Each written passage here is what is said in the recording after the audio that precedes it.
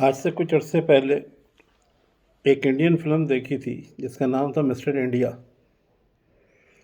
اس میں جو وہ ہیرو صاحب ہوتے ہیں، شاید انیل کپور، وہ غائب ہو جاتے تھے، اور اس کے بعد چاہے لوگوں کو تنگ کرنا ہو یا کوئی چیز کرنی ہو، لوگوں کو پتہ ہی نہیں چلتا تھا کہ ان کے ساتھ کیا ہو رہا ہے۔ تو اسی طرح آج کل پاکستان میں بھی یہی حالات ہیں کہ لوگ غائب ہو جاتے ہیں، پتہ نہیں چلتا کس نے غائب کر لیا۔ ووٹ غائب ہو جاتے ہیں، پتہ نہیں چلتا ووٹ کس نے غائب کیے۔ PDM 2 بن گئی، پتہ نہیں کس نے بنا دی۔ کراچی کے اندر MQM والے 17 سیٹیں لے گئے، پتہ نہیں کس طرح لے گئے۔ بلکہ MQM کیا، پورے پاکستان کے اندر جس طرح الیکشن کو ہائی جیک کیا گیا ہے، اس کے بارے میں پوری دنیا اور پورا پاکستان سراپا احتجاج ہے۔ لیکن شاید ہم لوگ خود اپنے ملک کے حالات بہتر کرنا نہیں چاہتے۔ ہم میں سے کچھ لوگ چاہتے ہیں شاید کہ ہم لوگ اسی طرح آپس میں لڑتے بھڑتے رہیں، کیونکہ جب تک ہم لوگ لڑتے بھڑتے رہیں گے تو لوگوں کے فائدے میں، کچھ لوگوں کے فائدے میں یہ ہمارا لڑنا۔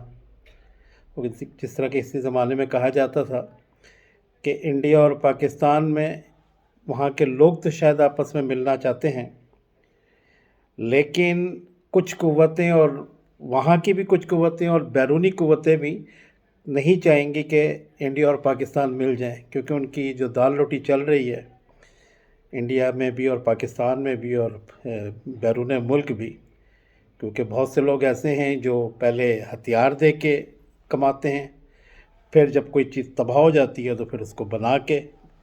امریکہ بہت صاحب بہادر لوگ، ان کی یہی حرکتیں ہیں کہ وہ پہلے اسلحہ بیچتے ہیں، اسلحہ بیچ کے ملک کو تباہ کروا دیتے ہیں، اور اس کے بعد سب سے پہلے پہنچ جاتے ہیں کہ جی لائیں ہم اس ملک کی اکانومی اور اس ملک کی کنسٹرکشن میں جو ہے اپنا حصہ ڈالیں گے۔ پہلے اسلحہ بیچ کر پروفٹ کماتے ہیں، پھر بلڈنگیں کھڑی کر کے پروفٹ بناتے ہیں۔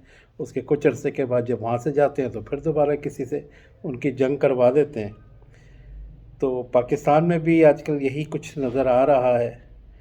مینڈیٹ کسی پارٹی کا ہے، اور جن کو حکومتیں دی گئی ہیں وہ PDM 1 اور PDM 2، کچھ نہیں کہا جا سکتا کہ ملک کے حالات جو ہیں وہ کس طور پر جائیں گے۔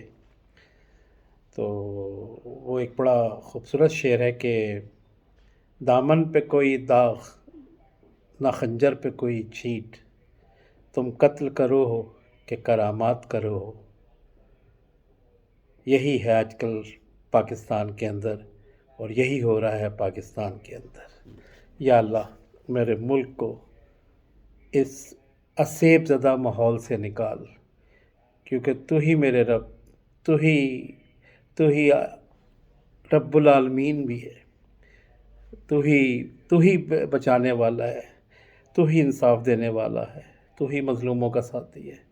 کیونکہ یہاں جب جو مملکت ہے یا ریاست ہے جس کو ماں کا کردار ادا کرنا چاہیے، وہی اگر آپ کو انصاف نہ دے، اور وہ منصف جو سب سے اونچی اس پہ بیٹھے ہوئے ہیں وہ انصاف فراہم نہ کر سکیں، تو پھر آدمی کہاں جائے، کس سے شکوہ کرے، کس سے فریاد کرے۔ خدا را جو بھی حلقے ہیں جن کے پاس یہ قوت ہے ملک کے حالات ٹھیک کرنے کی، آپ ملک کے حالات ٹھیک کر دیں۔ عوام نے اپنا فیصلہ سنا دیا ہے، اب کم از کم عوام کے فیصلے کا احترام تو کر لیجئے۔ پاکستان پائندہ باد۔